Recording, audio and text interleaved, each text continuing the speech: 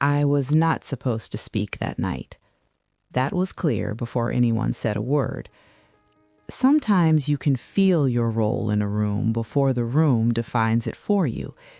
It sits quietly in the way people greet you, in how long their eye contact lasts, in the spaces they leave between sentences. The engagement dinner was elegant, carefully chosen. Private dining room in a restaurant that valued presentation over comfort. Soft lighting, white linen, crystal glasses arranged like quiet symbols of importance. Everything looked curated, polished, intentional. I arrived early, not because I was excited, because when you are unsure of your place, arriving early allows you to choose your seat before someone else chooses it for you. I stood outside the restaurant for a moment before going in, watching through the glass as people laughed inside. I noticed how easily they moved, how confidently they occupied the space. I adjusted my jacket, smoothed my hair, not to impress anyone, but to remind myself that I belonged. Inside, the air was warm and scented faintly with expensive food. A hostess asked my name. When I told her, she smiled politely, but there was a flicker of hesitation before recognition. Ah, of course. Of course. That phrase carries weight when it is delayed. She led me to the private room. Conversations were already in motion. Her family was there first. That mattered. They were positioned near the center of the table, close to where the speeches would happen, close to the visual focus of the evening. My son stood when he saw me. He hugged me, quickly. Not cold, not warm, measured. "You look nice, Mom." Nice. It is a safe word. It requires no depth. His fiancée approached with grace that felt practiced. She kissed my cheek lightly. "So glad you could make it." Could make it. As if attendance had been uncertain, as if I had almost been absent. I smiled. "Of course I would come," I said, "because mothers come, even when they are not fully welcomed." I took my seat where I was guided, halfway down the table, not beside my son, not beside his fiancée, not near the center, not completely hidden. Positioned, that is the word.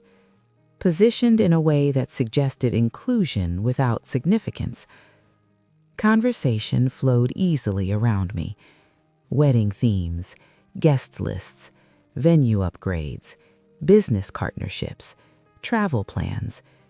Their conversations were forward-facing, about the future, about building something new. No one referenced the past. No one referenced history. No one referenced me. I listened, because listening reveals more than speaking ever does. I noticed how often her father's voice filled the room. He was charismatic, comfortable. He held attention without effort. This was his stage. My son seemed slightly smaller beside him. That detail did not escape me. When dinner was served, the energy rose, laughter loosened, glasses clinked, compliments were exchanged. Then came the speeches. Her father stood first. He tapped his glass gently and the room quieted almost instantly. That told me something too. He began beautifully. He praised her daughter. He praised her accomplishments, her intelligence, her grace. He praised my son as well. He called him ambitious, hard-working, impressive. He told stories about the first time they met. Everyone smiled. Then he began acknowledging important people in the room. Her sister, her brother, her childhood best friend, her mentor, her business partner. Each introduction came with detail. Each person received an identity, history, importance. Then he turned in my direction. His gesture was light, casual. "And this is just his mother."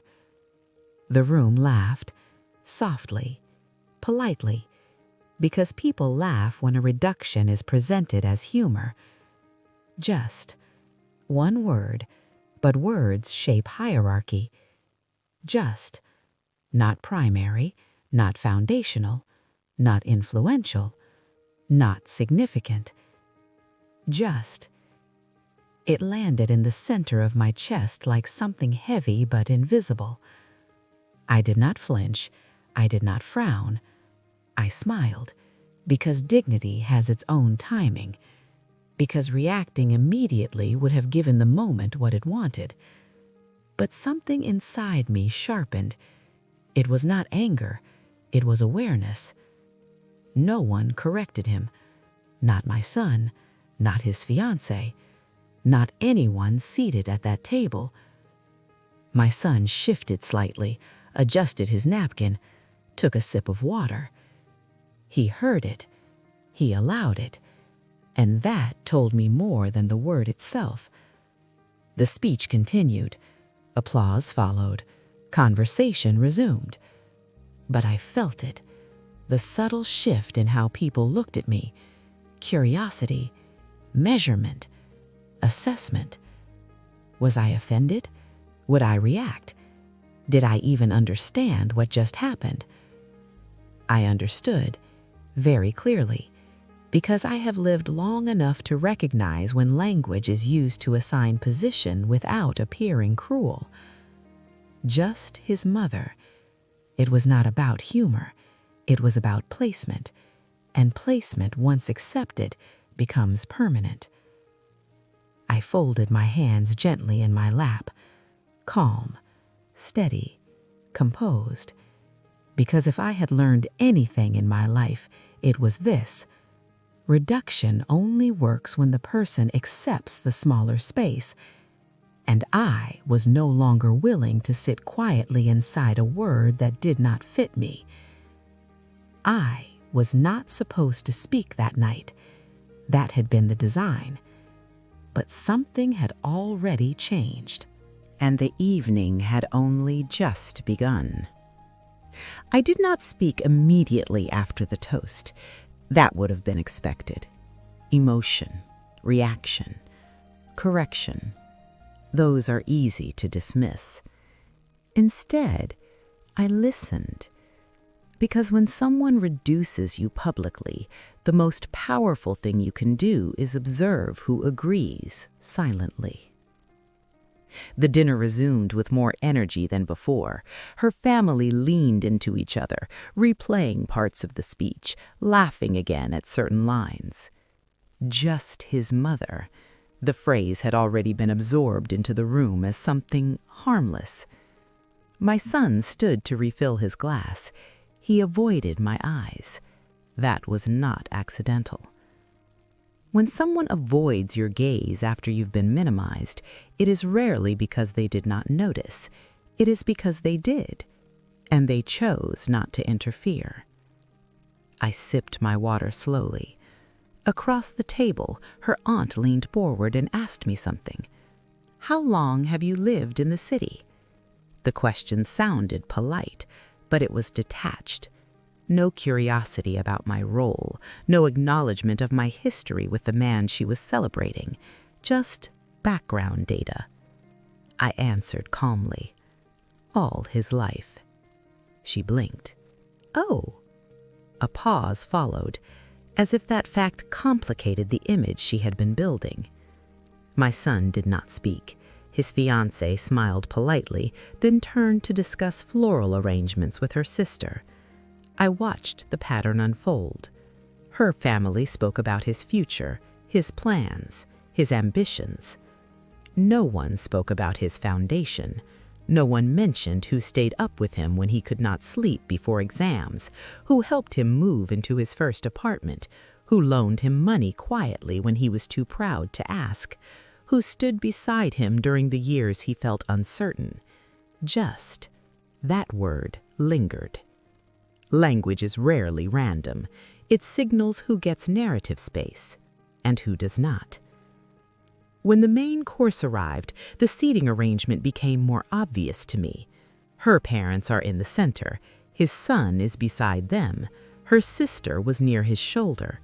Business associates closer to him than I was. I had not been placed near him. I had been placed near visibility without influence. Close enough to appear included in photographs, far enough not to shape conversation. That level of positioning requires thought, which means someone had thought about it. Halfway through dinner, my son finally looked at me directly. "Mom, is everything okay?" The question sounded kind, but it was performative. It was asked loudly enough for others to hear. I smiled gently. "Of course." He nodded quickly, relieved, because calm mothers are easier to manage than expressive ones. I noticed something else then. Whenever someone asked my son about his upbringing, he answered in broad strokes. I was lucky.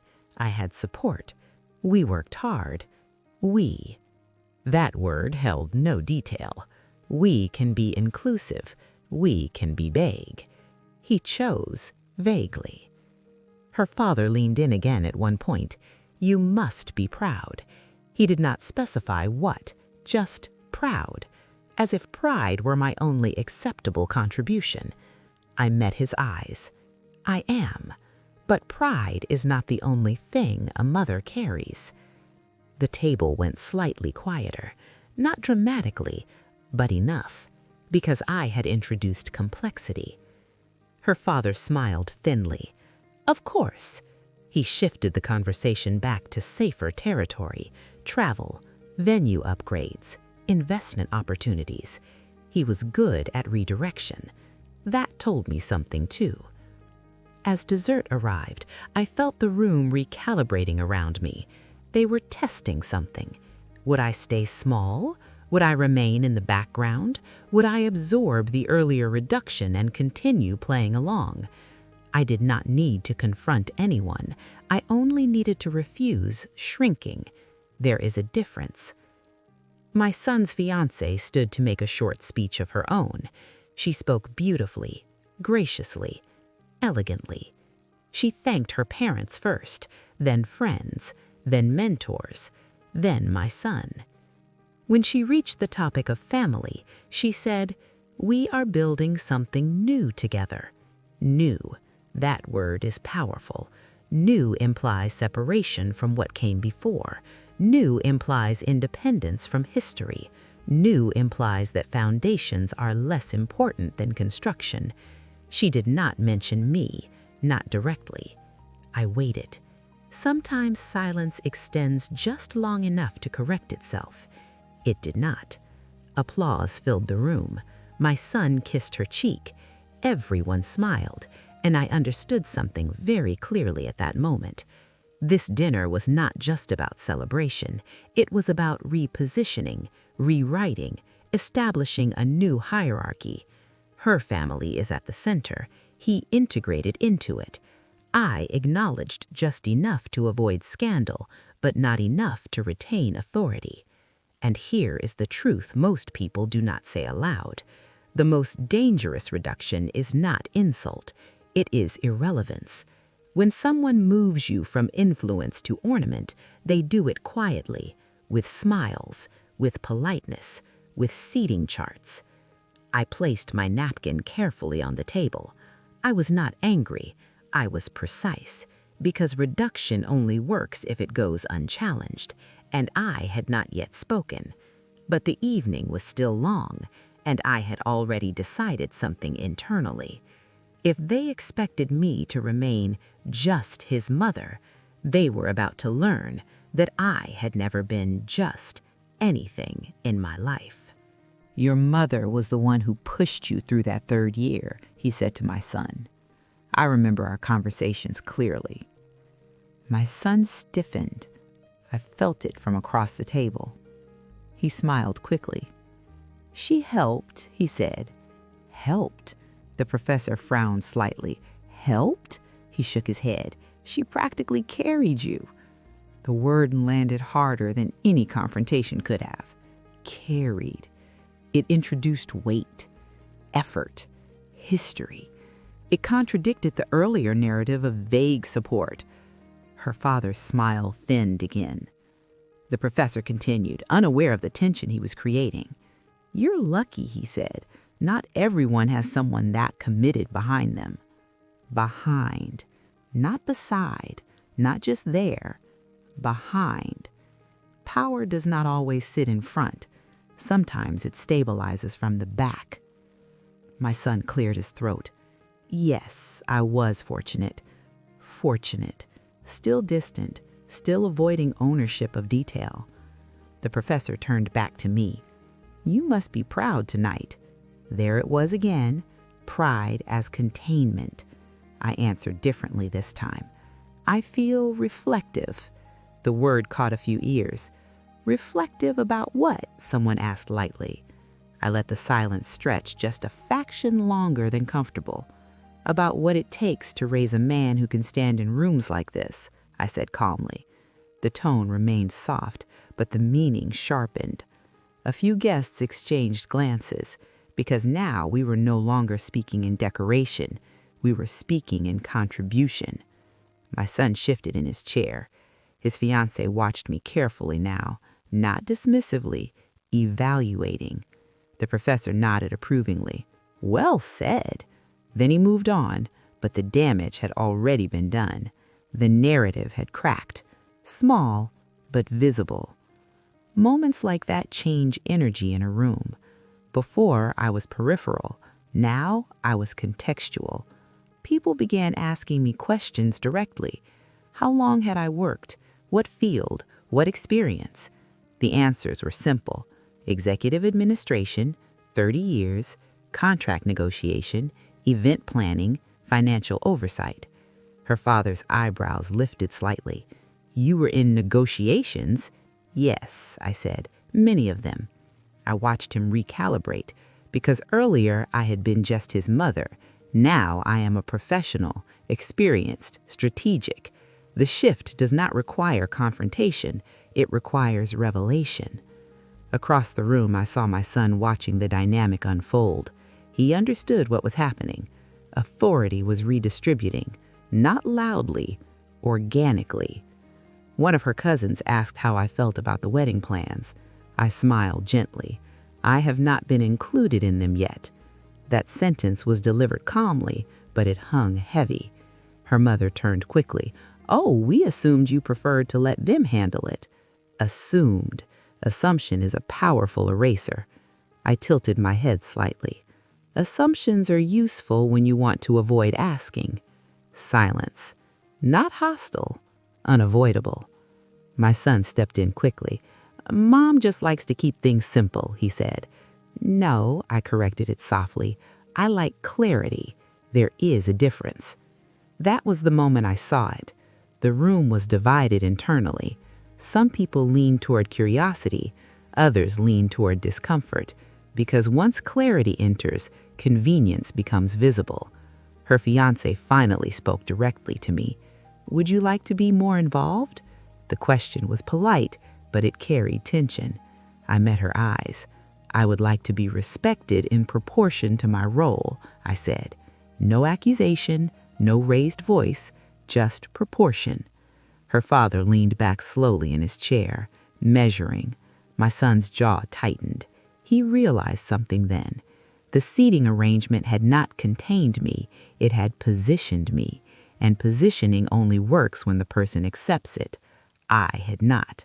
Across the room, guests were watching more openly now, not gossiping, observing, because power had shifted from assumed to examined, and examinations make people uneasy. My son stood. He lifted his glass again. He tried to reclaim the tone. I just want to say that tonight is about moving forward. Forward, another strategic word. Forward implies leaving something behind. I looked at him calmly. Forward only works when foundations are acknowledged, I said. He went quiet, just long enough, and in that pause I saw it. Color drained slightly from his face. Don't panic. Recognition. The room felt different now, no longer centered solely on celebration. Now it carried awareness that history was present, that positioning had failed, that reduction had not landed. The shift had occurred, not because I fought, but because I refused to disappear in public. And once someone refuses to disappear in public, the hierarchy has to adjust. He did not wait long. The moment the room found another distraction, he moved, not toward the bar, not toward her fiancé, toward me. He leaned down slightly, hand resting on the back of my chair.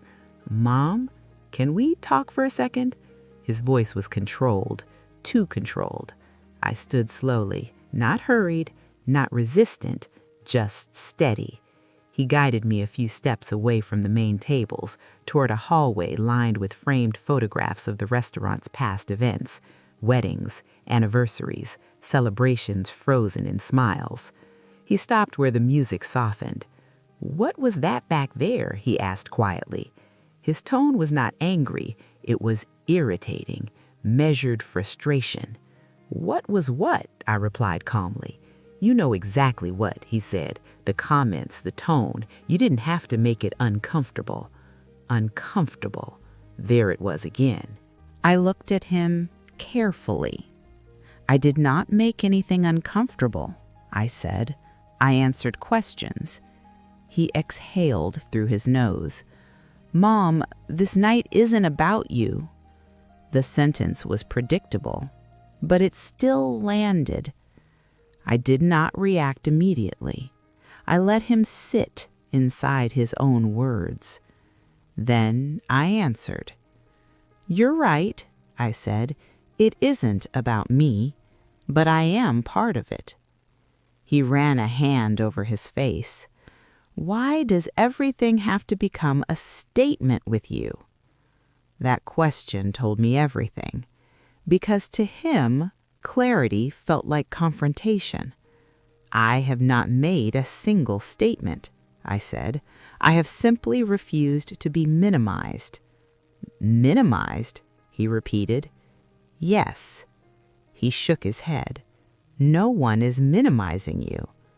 I tilted my head slightly. "You seated me at the far end of the room," I said calmly. "You introduced me as support. You allowed assumptions about my involvement, and when people asked about the wedding, I had no information. That is not neutrality. That is a reduction." His jaw tightened. "You're reading into things," he said. "Am I?" Silence. I continued. "If I had stayed quiet tonight, you would have been comfortable." He did not answer, because he knew that was true. "I am not angry," I added. "I am aware." He crossed his arms. "This is exactly what I was worried about," he said. "What were you worried about?" "That you'd make this heavy." Heavy. I smiled faintly. Depth often feels heavy to people who prefer surfaces. He looked away briefly. "You always do this," he said. "Do what?" "Make everything a lesson." I softened slightly then. "No," I said, "I make everything honest. There is a difference." He stared at the floor for a moment. Then he said something quieter. "You embarrass me when you do that." That was it. The truth underneath the irritation. I nodded slowly. "Because I do not perform small?" I asked. He did not respond. The hallway felt narrower now. Music drifted in faintly. Laughter echoed from the main room. "You could have talked to me privately," he said. "I am talking to you privately," I replied. He meant earlier, before the room noticed. But that would have defeated the point. Some truths need witnesses. "You didn't have to correct things publicly," he said. Correct what? He hesitated. The part about carrying me. I held his gaze. Did I lie? No. Then what was the issue? He looked frustrated. It makes me look dependent. Dependent? I nodded slowly. So strength, in your mind, requires forgetting who supported you. He inhaled sharply. That's not what I said. It is what you meant. Silence again. Then softer. You don't understand how hard it is to build your own image. I looked at him carefully. I understand exactly how hard it is, I said. I built mine while raising you. That landed. He did not have a response ready for that. You think I'm trying to erase you, he said. I think you are trying to simplify me, and simplifying someone is the first step towards sidelining them. He leaned back against the wall now, exposed. That wasn't my intention, he said. Intention does not erase impact. He closed his eyes briefly. This is supposed to be a happy night.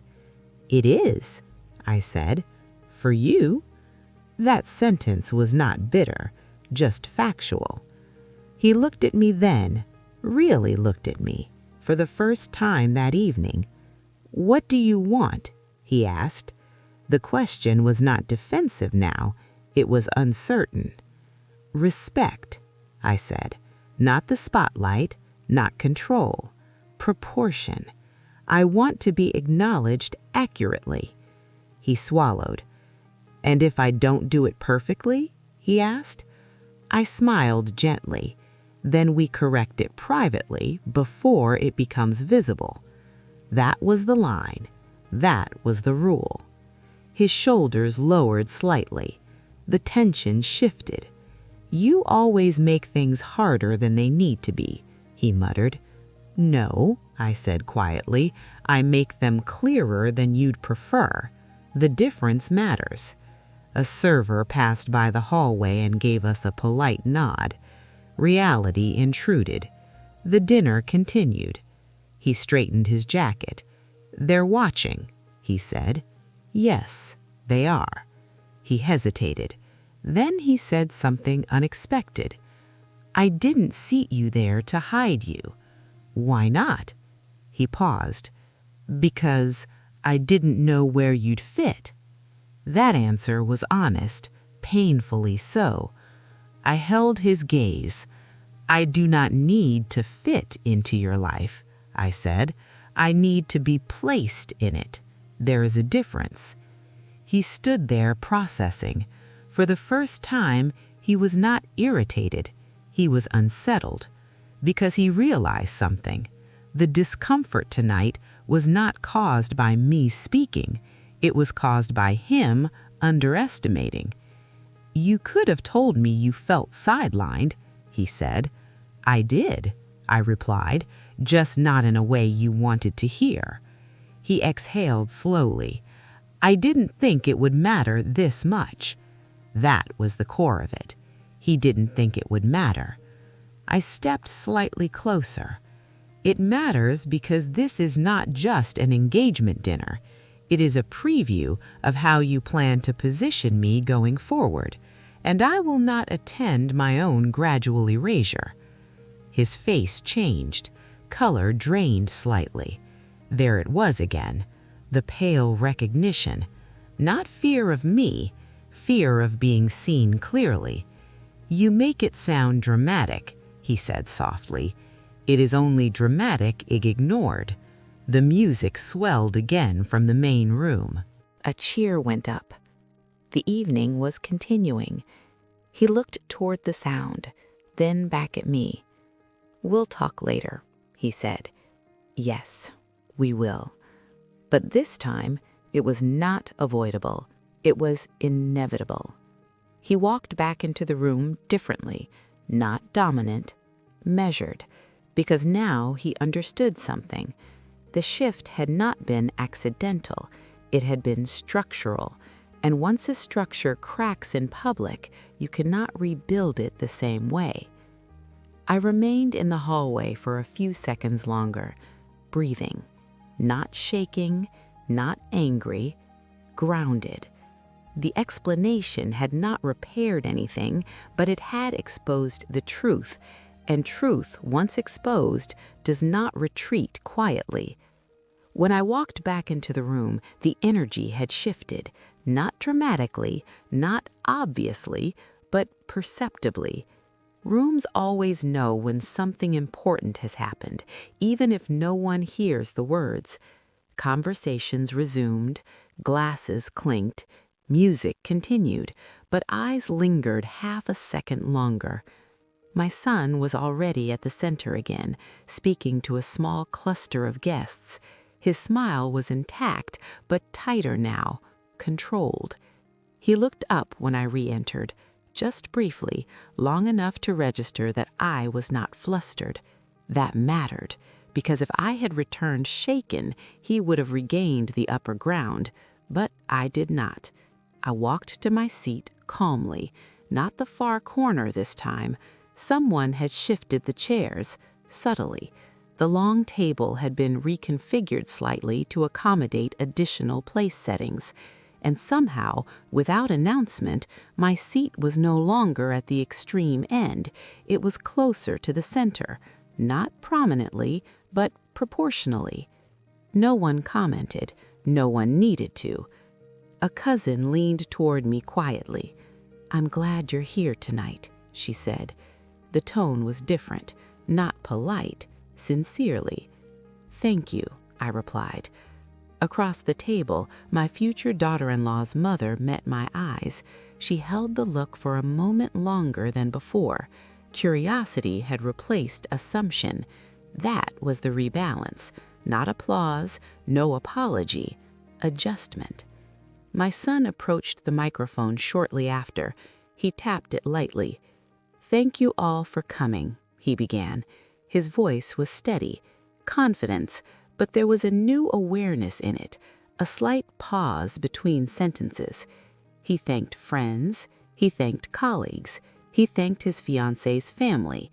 Then he stopped, just briefly, and I saw it, the choice point. He could continue the smooth narrative, or he could correct the imbalance. "My mother is here tonight," he said. The room turned, not dramatically, just collectively. He looked directly at me, and I would not be standing here without the foundation she built. The sentence was careful, but it was accurate. He did not overcompensate. He did not show emotion. He corrected the proportion. I did not smile widely. I did not wave. I simply held his gaze and nodded once. That was enough, because power does not need theatrics. It needs acknowledgement. The room responded naturally. A few guests clapped lightly. Others smiled. The future in-laws nodded approvingly. It was subtle, but visible. The narrative had been adjusted. My son continued speaking, but his tone had shifted slightly. Less self-made, more interconnected. After the toast, people approached me more directly, not with curiosity, with recognition. "You must be proud," someone said. "I am," I replied, not because he mentioned me, because he corrected himself. My future daughter-in-law approached next. She smiled warmly. "Thank you for coming," she said. "Of course," I replied. She hesitated, then added quietly, "I didn't realize seating had been arranged that way." Her eyes held mine. It was not an apology, it was awareness. "I understand," I said, and that was true. This was not about blame, it was about structure. She nodded slowly. "I'm glad you spoke up earlier," she said. "I didn't raise my voice," I replied. "No," she said, "you raised the standard." That sentence lingered, because that was exactly what had happened. When you refuse to shrink, others must recalibrate. Dinner was served shortly after. The servers moved smoothly through the room. This time they did not hesitate near me. My plate arrived without confusion. My wine was poured without question. Small details, but power lives in small details. My son returned to the table later. He sat closer than before, not by accident. "Mom," he said quietly. "Yes, thank you for staying." That was his version of humility. "You're welcome," I replied, and I meant it, because staying matters. Leaving early would have reinforced the imbalance. Remaining, calmly, had forced the correction. The conversation around us loosened gradually. Laughter returned. The tension dissolved. But something essential had shifted, not only in him, in the room, because now everyone understood something. I was not a quiet accessory to his success. I was part of the architecture, and once architecture is recognized, it cannot be dismissed. Midway through the meal, someone suggested a group photo. "Family first," they said. My son stood. He looked around. Then he extended his hand toward me. "Come stand with us," he said. Not performative. Not reluctant. Intentional. I stood. We moved toward the front of the room. The photographer adjusted people carefully. Closer. Shift to left. Turn slightly. And when positioning began, my son placed me at his side. Not at the edge, not behind, beside. The photographer smiled. "Perfect," he said. Yes, it was. Because balance does not require dominance, it requires placement. The flash went off, laughter followed, and in that moment, I felt something settle fully into place. Not victory, equilibrium. After the photo, people dispersed again. Music resumed. The evening continued naturally, but the hierarchy had recalibrated. No announcement had declared it. No confrontation had forced it. The rebalance occurred because clarity had entered the room. My son leaned toward me once more. "I didn't realize how it looked," he said quietly. "You don't have to realize everything immediately," I replied. "Just be willing to see it when it's shown." He nodded. That was growth. Not perfect, not dramatic, but real. As the evening progressed, I noticed something else. He was more attentive, not performative, intentional. He introduced me accurately. He included me in conversations. He asked my opinion openly, not because I demanded it, because he understood the cost of not doing so. And that is the difference between forced respect and earned awareness. By the time dessert was served, the atmosphere felt whole again. Not fragile, not tense, whole. I looked around the room one more time. Nothing appeared dramatic. Nothing appeared fractured. But something fundamental had changed, and everyone felt it. The rebalance had not been loud, but it was undeniable. The evening ended the way elegant evenings always do. Soft music, lingering conversations, careful goodbyes. People gathered their coats, servers cleared glasses, the room slowly exhaled. On the surface, it had been a successful engagement dinner. But real shifts do not announce themselves publicly, they continue privately. My son walked me to the parking area. Not rushed, not distracted, just the two of us. The air outside was cooler than before, quieter. For a few steps, neither of us spoke. He unlocked my car remotely, then stopped beside it. "Mom," he said. There was something different in his tone now. Not defensive, not irritated, reflective. "I didn't think about how it would feel for you," he continued. I rested my hands lightly on my purse. "You were thinking about logistics," I said. He gave a small nod. "We had a seating chart to balance. Her family had expectations. We didn't want tension." "Tension for whom?" I asked calmly. He looked at the ground for a moment. For everyone. That was the word again, everyone, which usually means everyone except the person most affected. You wanted smoothness, I said. Yes, at the cost of accuracy, I added. He inhaled slowly. I didn't mean to minimize you. I know, I replied. That was the truth. He had not acted out of cruelty. He had acted out of convenience, and convenience often hurts quietly. He leaned against the car door. When you said you wouldn't accept being repositioned quietly anymore, that stayed with me. Good, I said. He studied my face carefully. You've changed, he said. No, I replied gently. I stopped shrinking. That difference landed heavier than any accusation. He was quiet for a long moment. Then he asked something unexpected. When did you start feeling that way? That question mattered because it meant he was no longer defending, he was seeking context. I thought for a moment before answering. When I realized that politeness had become permission, I said. Permission for what? He asked.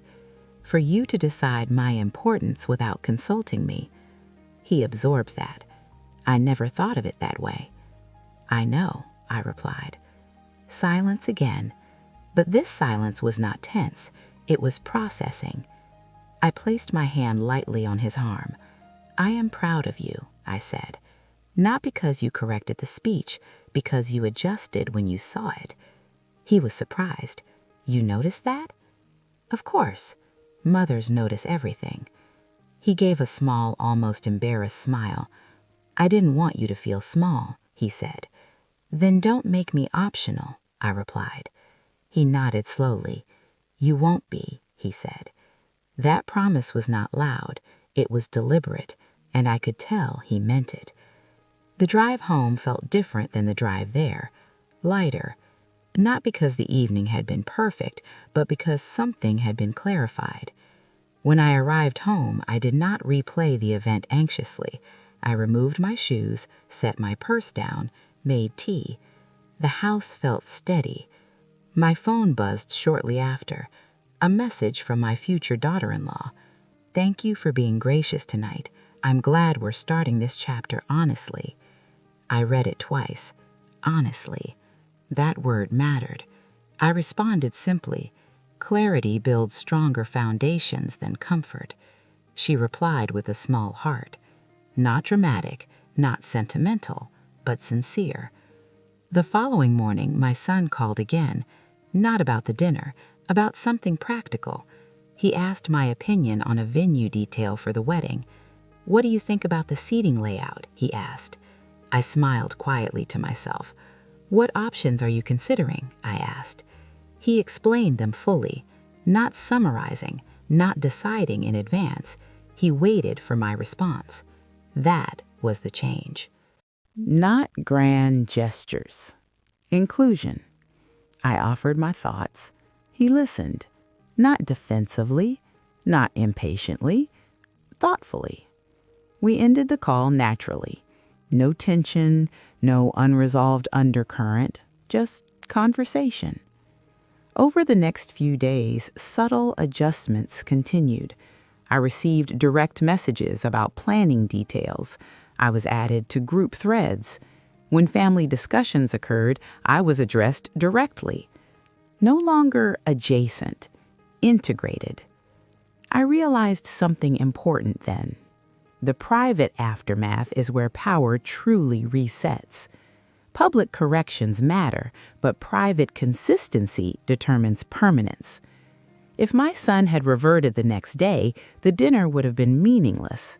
But he did not. He adapted. And adaptation is the clearest sign of respect.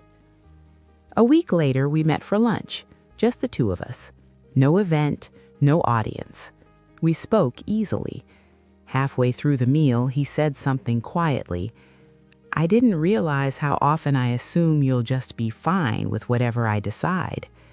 I stirred my tea slowly. I raised you to be decisive, I said, not dismissive. He exhaled a small laugh. Fair. There was no hostility between us now, only recalibration. He reached across the table briefly and squeezed my hand. "I'm glad you didn't leave early that night," he said. "So am I, because leaving would have been easier. Staying requires steadiness, and steadiness is what reshapes narratives." When I walked home that afternoon, I felt something that had been absent for a long time. Not validation, balance. I was not demanding centrality, I was maintaining proportion. And proportion is the quiet foundation of dignity. The engagement dinner had not been about seating, it had been about placement. And placement had been corrected, not through conflict, through clarity. The private aftermath confirmed what the public moment began. I was no longer negotiable, and because that was clear, everything else softened naturally. Change does not announce itself loudly. It shows up in patterns. Who speaks first? Who waits?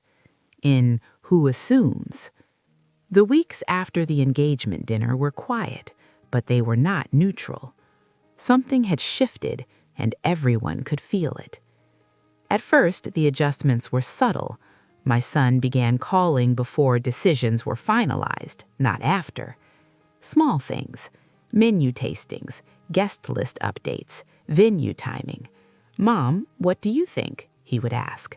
Not because he needed permission, because he now understood inclusion. There is a difference. I noticed it immediately. He no longer framed updates as completed actions. He framed them as conversations. "We're thinking about this.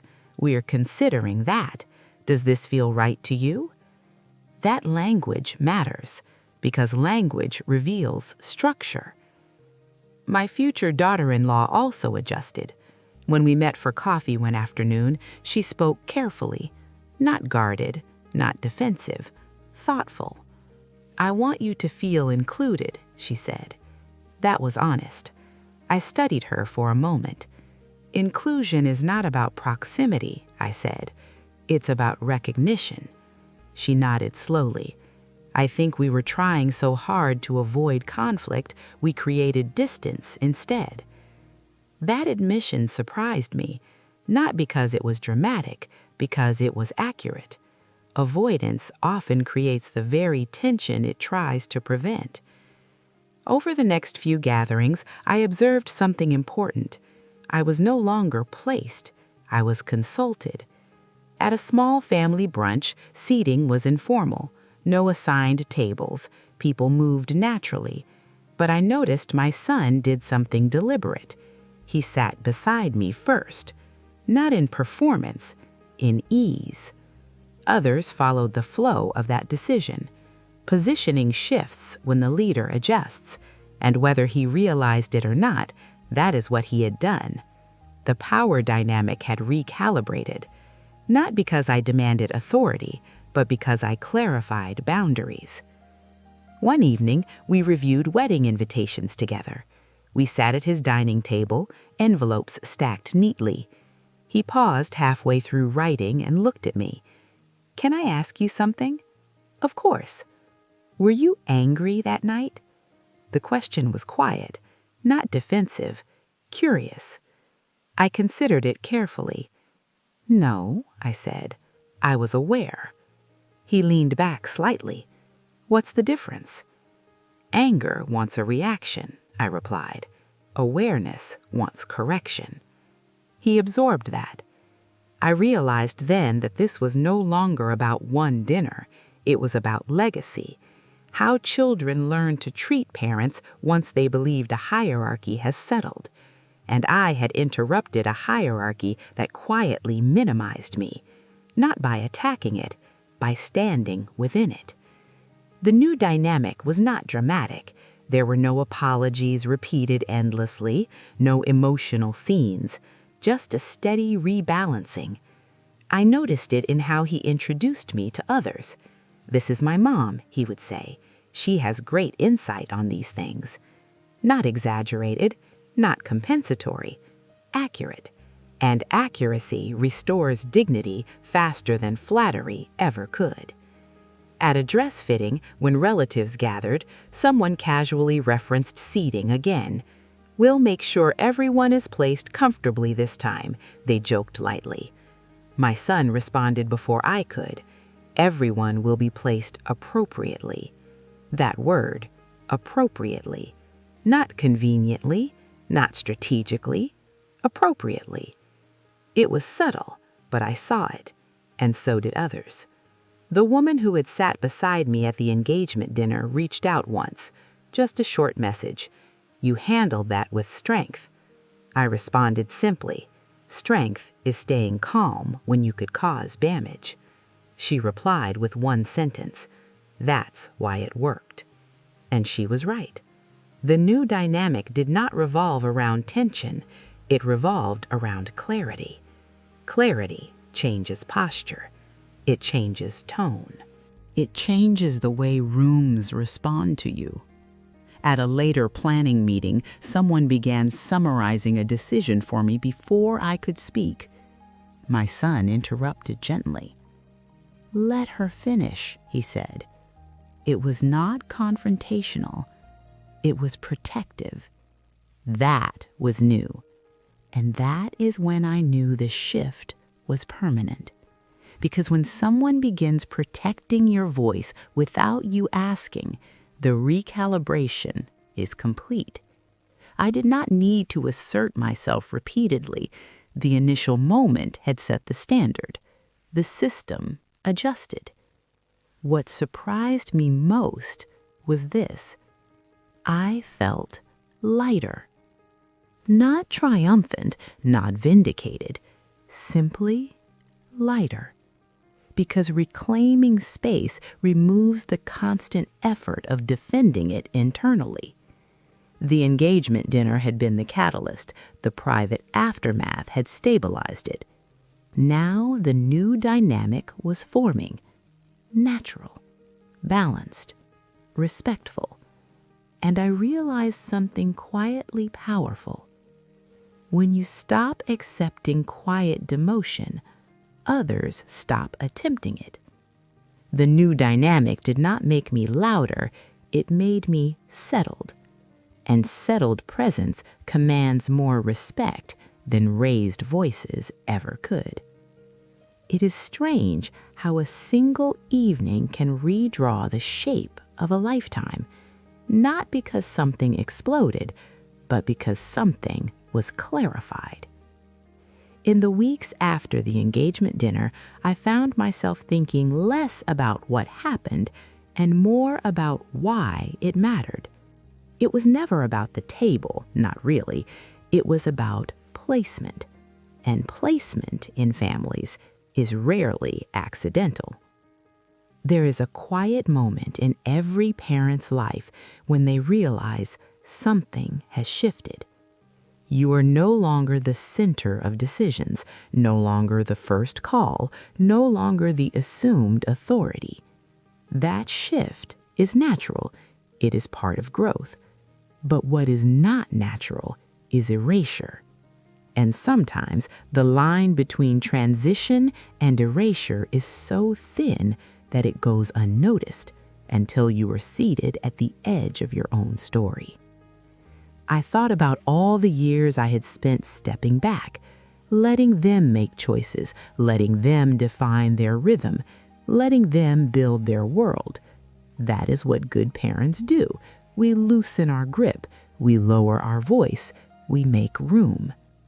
But somewhere along the way, making room can become disappear. And the difference between the two is intention. When you make room by choice, you remain visible. When you are placed aside without acknowledgement, you become peripheral. That was the moment I recognized at the engagement dinner. I was not forgotten. I was positioned. And that realization did not make me angry. It made me attentive. I began to notice how often older voices are softened in families, how frequently experience is reframed as sensitivity, how quickly boundaries are labeled as emotional. It happens slowly, not through cruelty, through convenience.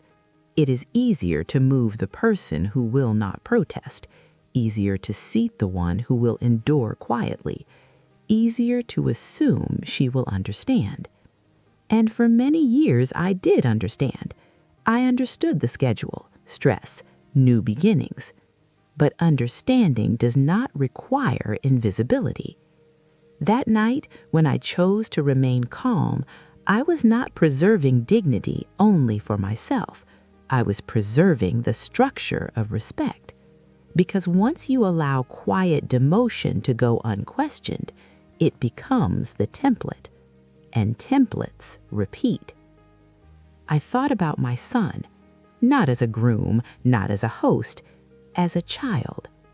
Children do not wake up one day and decide to minimize their parents. They adapt to new power centers, new alliances, new priorities, sometimes without realizing what they are leaving behind. That is why the reflection matters, because this was not a battle between us. It was a recalibration. And recalibration requires awareness more than emotion. I also reflected on something more personal. Why had I tolerated small demotions before? Why had I smiled when I should have asked? Why had I stepped aside when I should have stood still? The answer was simple: peace.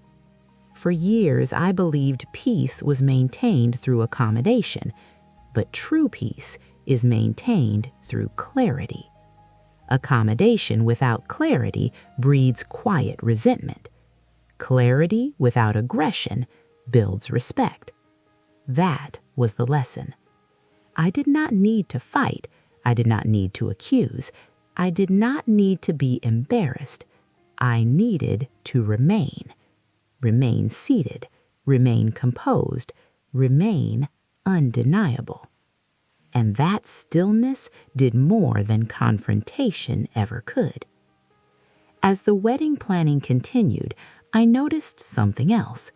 My son seemed steadier, less performative, less guarded, as if the tension of avoidance had lifted. Avoidance requires energy. Honesty requires courage. But once honesty arrives, energy returns. That is what I saw in him. Not defeat, relief. Relief that the quiet imbalance had been named without destruction. And I realized something that surprised me. Sometimes our children test the limits of our silence, not maliciously, subconsciously. They want to know how much they can rearrange before resistance appears. And when resistance appears calmly, it teaches more than anger ever could.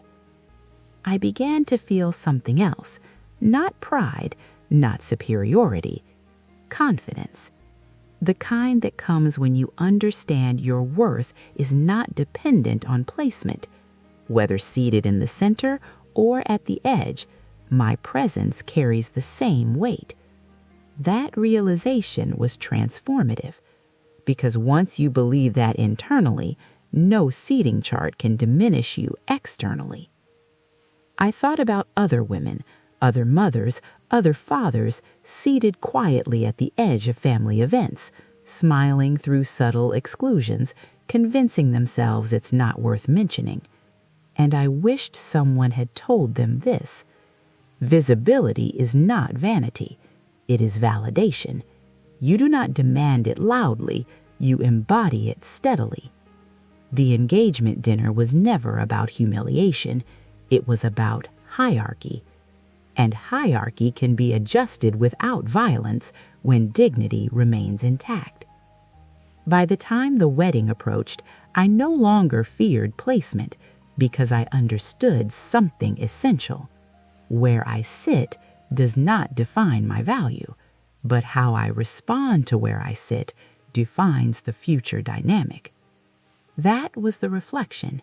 No regret, not revenge, recognition. recognition of patterns, recognition of boundaries, recognition of the quiet strength that comes from remaining calm in moments designed to shrink you. And once you recognize it, you cannot return to unseeing it. The wedding came 3 months later. This time, no one told me where I would sit. They asked. That was the first sign the balance had shifted, not dramatically, not ceremoniously, subtly. But respect rarely arrives with applause. It arrives in small corrections. A week before the ceremony, my son called. "We're finalizing seating," he said. "I want to make sure you're comfortable." Comfortable. The word felt different now. Not a cushion, not an excuse. I let the silence breathe for a moment before answering. "I will sit wherever you believe I belong," I said. "Just make sure it reflects that I am your mother." There was no hesitation this time. "It will," he said. And I believed him. The day of the wedding felt lighter than the engagement dinner had. Not because the tension had disappeared, because it had been acknowledged. When I arrived at the venue, an usher greeted me by name, not from a clipboard, from recognition. I was led to a table near the center, not the head table, not hidden, balanced, close enough to be seen, close enough to participate, placed with intention rather than convenience. And something inside me softened, not from victory, from alignment. My son approached before the ceremony began. He bent slightly to speak to me. "Thank you," he said quietly. "For what?" I asked. "For not making it harder than it needed to be." I smiled faintly. "For you or for me?" I asked. He smiled back, but there was humility in it now. For both of us. That was enough. During the ceremony, when he turned to look at the guests, his eyes found mine easily. Not scanning, not calculating, acknowledging. That is all I ever wanted. Not control, not dominance, acknowledgement. At the reception, people came to my table naturally. Conversations flowed. Laughter felt real. Nothing required tension management. I noticed something else, too. The woman from the engagement dinner was there again, but this time she was seated appropriately. Not hidden, not staged, just a presence. When our eyes met across the room, she gave a small nod. No alliance needed, no performance required. The imbalance had corrected itself. Later that evening, as music filled the hall and guests moved freely across the floor, I stepped outside for air. The sky was clear, quiet. I stood alone for a moment and let the cool air settle against my skin. And I thought about something important. This was never about seating. It was about dignity. And dignity does not require confrontation to survive. It requires steadiness. It requires the refusal to disappear. It requires patience without self-erasure. I realized then that what had shifted was not just my son's behavior. It was mine. I no longer feared being placed at the edge because I knew I would not shrink there again. And once you carry yourself that way, rooms adjust, families adjust, narratives adjust. Before I went back inside, I allowed myself one quiet truth. You teach people how to treat you not through demands, but through what you calmly accept. I had accepted too little before. I would not again. The wedding ended with celebration, music, smiles, warm embraces. When I hugged my son goodbye, he held me longer than usual. "I'm glad you're here," he said. Not invited, here, present, centered, seen. And that was the resolution. Not punishment, not triumph, restoration. If you have ever found yourself seated at the edge of a room that should have honored you, remember this. You do not need to raise your voice to reclaim your place. You need to remain calm, composed, unmovable in your understanding of your worth. Because sometimes the most powerful shift happens when you stop accepting quiet demotion and simply sit with the confidence that you belong. Thank you for staying with this story. If it resonated with you, if you have ever been quietly repositioned and felt it in your chest, stay here. Share your experience in the comments. And if stories like this matter to you, supporting this channel helps more voices like yours feel seen. Some of us were not meant to be silent. We were meant to be steady.